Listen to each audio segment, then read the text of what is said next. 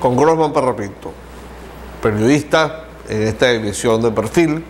Estamos tocando aspectos medulares de la campaña, si realmente hay campaña. Nosotros, de verdad, la experiencia que tenemos, que directamente desde el año 1983 estamos participando en campañas electorales, no notamos lo mismo. Uno de los ejemplos, no tienen plata los candidatos. Y un candidato sin plata genera desconfianza. Voy a comentar una anécdota guarareña de la campaña electoral del año 83. En septiembre de 1982, Acción Democrática ya tenía candidato presidencial, pero lo congeló, que era Jaime Lucich. Y en septiembre del 82, que era el aniversario de AD, viene Lucich a Guanare a una caravana y en la noche era la cena. Venía de Barinas y llegó al avión. Cuando llegó al avión al aeropuerto, por unos contactos que teníamos, porque nos gustaba tener relaciones con la dirigencia nacional de contactos y ir perfinándonos de alguna manera en esa actividad política, un amigo que venía en la comitiva, en el avión, me dice, el candidato no llegó, solamente los periodistas, y yo quedé con la comitiva que estoy en el equipo de gira. ¿Y qué pasó? Que el avión se le dañó el aire acondicionado. Estaba en Barinas, Jaime Lucich. Estando en el gobierno. No, en oposición. En oposición. Ok. Y era un jet y se le había dañado el aire acondicionado. ¿Y cómo hicieron?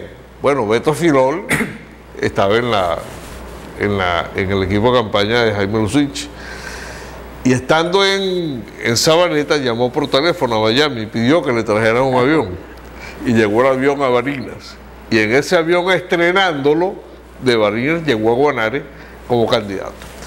Nadie dudaba que Lucich iba a ganar las elecciones, pero en la medida que un candidato genera expectativa, pues genera que la gente apoye económicamente. Si ha un candidato perdedor, un candidato limpio no genera expectativa, porque la gente, uno dice, la gente no está creyendo en ese candidato. El tema de los recursos ha sido muy limitado en esta campaña. Mira, Joel, yo difiero de ti en esto de que no hay recursos. Yo sí creo que casi todos los sectores, para hablarte de la MUD y el gobierno, por supuesto el gobierno en mayor cuantía, tienen recursos. Yo hice un comentario en la antena del Cono Sur. ¿Pero es que será que no lo quieren sacar entonces? Pero es que hay un detalle.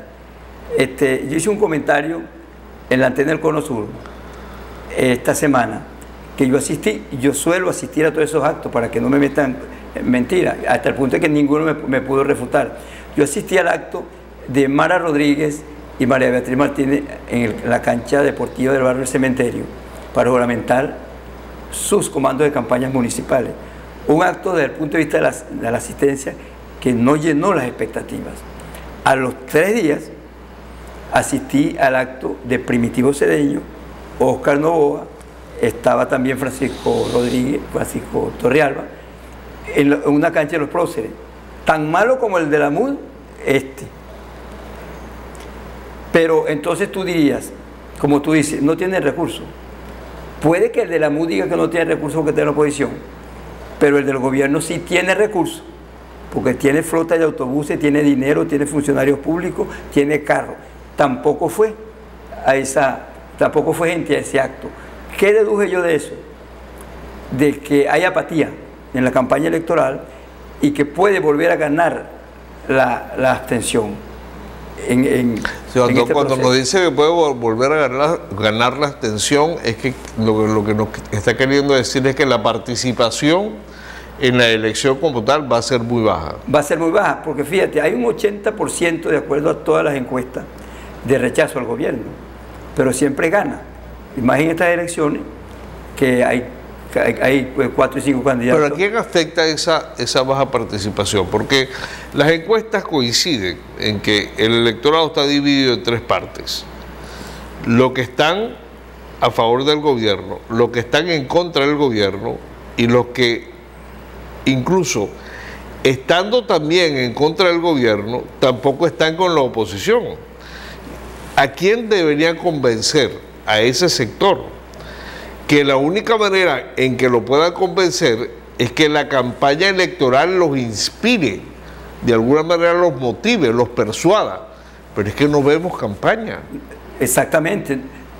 Hasta el punto de que estamos acostumbrados a aquellas caminatas, aquellas marchas, y ya tú ves cualquier candidato con 20 o 30 o 40 personas. El gobierno no ha querido hacer ese tipo todavía de caminatas y marchas, porque más, la gente no sabe, hay bastante que reclamar. La gente ni siquiera sabe quiénes son los candidatos. No sabe quiénes son los candidatos. Apenas hace 5 días fue que tuvimos acceso al listado definitivo de los candidatos postulados por todos los partidos políticos.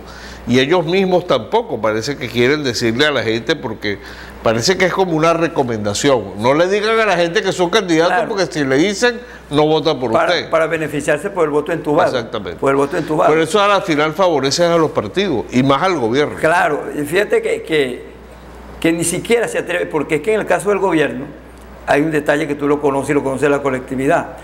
Dijo Diosdado Cabello que no crean que porque están inscritos y están en campaña electoral van a ir al proceso, los pueden sacar de un momento a otro, claro, como ya lo han venido haciendo. Pero en concreto a lo que tú dices con la apatía, y apatía es sinónimo de abstención, esto favorece enormemente al gobierno, porque si hay un 80% de rechazo al gobierno, ese 80% el gobierno puede tener cierto número de electores que le favorecen. Calcula tú un 30% que favorezca al gobierno y el otro 70% a la oposición, pero no vamos muy lejos. En Guanarito, por ejemplo, en Guanarito hay candidatos emblemáticos, te hablo, el del PSV que está entubado, después viene el de la Alianza, viene el de la MUD, son 3 candidatos emblemáticos, viene incluso Yelix Ortiz, de la Negra Antonia, son 4, pero aparte de esos 4 hay 7. Entonces, se van a dividir los votos, 6 grupos de electores, o un cúmulo de electores, en 6 candidatos, se dividen un poquito para cada uno, mientras que el gobierno mantiene su poquito de 30 y con eso gana. Hay 70% en contra del gobierno. Pero ese 70% se divide entre 6, lo que indica que ninguno va a llegar ni siquiera a 20. Y el gobierno mantiene sus 30 con el rechazo de 70 y gana el gobierno. Y lo que pasa en Guanarito también está pasando en todos los municipios en todo el país. Nosotros decíamos que en el caso concreto de la campaña electoral, por ejemplo, de la oposición, se nota mucho el tema del personalismo, aunque también toca a la gente del gobierno. Pero en el caso concreto de oposición, no hay cohesión en el discurso. Incluso el jefe de campaña se lo trajeron de Barinas, lo conocemos, se llama Hernando Garzón, muy capaz, fue preso político, él y su esposa, en ese estado, de una familia, de una tradición adeca de toda la vida, aunque él es militante de Primero Justicia. Pero traer un jefe de campaña de otro estado, ya de por sí es un factor que genera por lo menos curiosidad. No, y es un golpe, Joel, para... ¿Qué pasa con la dirigencia de Portuguesa al respecto? Ese es un elemento que para nosotros es descriptivo de una situación un tanto de criticidad en la campaña electoral de la oposición. ¿Qué sabes tú de la campaña del oficialismo pudiendo abordar este tema también? Pero fíjate, traen a Garzón de Barinas. Aquí nadie de la oposición ha protestado, por lo menos públicamente, y eso que es una afrenta contra ellos. Si traen uno de afuera, quiere decir que aquí no hay quien sirva. Bueno, dicen que es de Primera Justicia, que es una imposición de María Beatriz, allá ellos, pero es una afrenta contra la dirigencia de la Mesa de la Unidad Democrática que traigan a alguien de Barinas que ni siquiera sabe cuántos municipios hay. En el caso del oficialismo, es Francisco Torrealba, diputado portugueseño, aunque vive en Caracas, pero ha estado ligado a Portuguesa. En la campaña electoral de ellos, si tú te recuerdas, en las parlamentarias, fue totalmente cohesionada. La dirigió el propio PSV. Veíamos en televisión, vota por la revolución, palabras más, palabras menos, vota aquí, PPT. Vota por la revolución, vota aquí, Tupamaro. Es decir, unificaron todo, que no permitieron eso que tú dices, la dispersión. Y el personalismo en la campaña. Mandaron a votar prácticamente entubado. Claro. Ahora, Esa situación pone realmente en entredicho un concepto de colectividad que debería tener la campaña electoral, porque los problemas que tenemos en Venezuela en este momento no son problemas de los partidos, son problemas del país. O sea, sacan un preso político, permiten que un partido político pueda postular candidatos, permiten un placer para que una persona salga de una embajada para que pueda salir del país y poder regresar libremente. Pero ¿dónde está el tema de los problemas de la gente? O sea, esos acuerdos de México, o sea, esa conexión de México o de las conversaciones y negociaciones de México con la campaña, ¿en qué favorece a la gente? ¿En qué ayuda a la campaña? ¿En qué ayuda a la participación realmente? De todas maneras, fíjate, Joel, cuando se iniciaron las negociaciones en México y las de por allá, porque hay como 17 negociaciones, en todas ha ganado el gobierno, porque no hay ningún resultado positivo y el gobierno logra su objetivo, que es entretener a la oposición, como acaba de pasar con lo de México. ¿Quién va a creer que por la extradición de Al-Assad van a suspender las negociaciones? Si no es Al-Assad, buscan otra excusa para suspender las negociaciones y quedamos en nada, que el Esequibo es de Venezuela, que se necesita ayuda humanitaria, eso lo sabemos, pero lo que se quiere es, como tú dices, un panorama electoral de manera tal de que la gente se sienta comprometida e identificada con eso.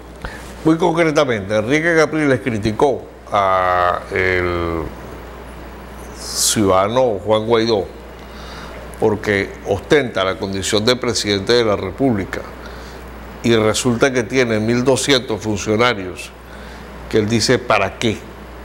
¿Qué hacen con eso? Si ese gobierno de transición murió en abril del año 2019. Traemos a colación por el hecho de que él mismo reta, de que digan que es mentira, porque muchos partidos políticos en oposición están manejando realmente recursos, pero mal repartidos. No están llegando a los dirigentes que necesitan gasolina, que necesitan movilizarse para hacer campaña electoral. En el gobierno quizá la situación es un poco más privilegiada porque tienen acceso a algunos recursos, algunos candidatos que tienen esas posibilidades. Ahora bien, ese tema de la pulcritud, de la transparencia en una campaña electoral, ¿cómo lo ha visto Grosman Parra en este proceso? Fíjate, Joel, se ha hablado mucho y a voz batiente. Nos queda poco tiempo. Sí, de que lamentablemente, voy a tratar de resumir esto, de que hay un nuevo Consejo Electoral, un nuevo Consejo Nacional Electoral. Para mí, el Consejo Nacional Electoral, sean 5 del gobierno, 5 de oposición, o sea un CNE equilibrado, es el menos importante en este proceso electoral, en cualquier proceso electoral. Si no, revisen ustedes lo que pasó en el 2015, cuando la oposición con la tarjeta de la manito de la Mesa de la Unidad ganó las 2/3 partes, en la Asamblea Nacional. A los 5 días, con el Parlamento Viejo, se designó los integrantes del CNE que estaban vencidos y se designó los que faltaban en el Tribunal Supremo de Justicia, lo designó la Asamblea Nacional Vieja. Ahí no intervino el Consejo Nacional Electoral. A la semana anulan 3 diputados indígenas.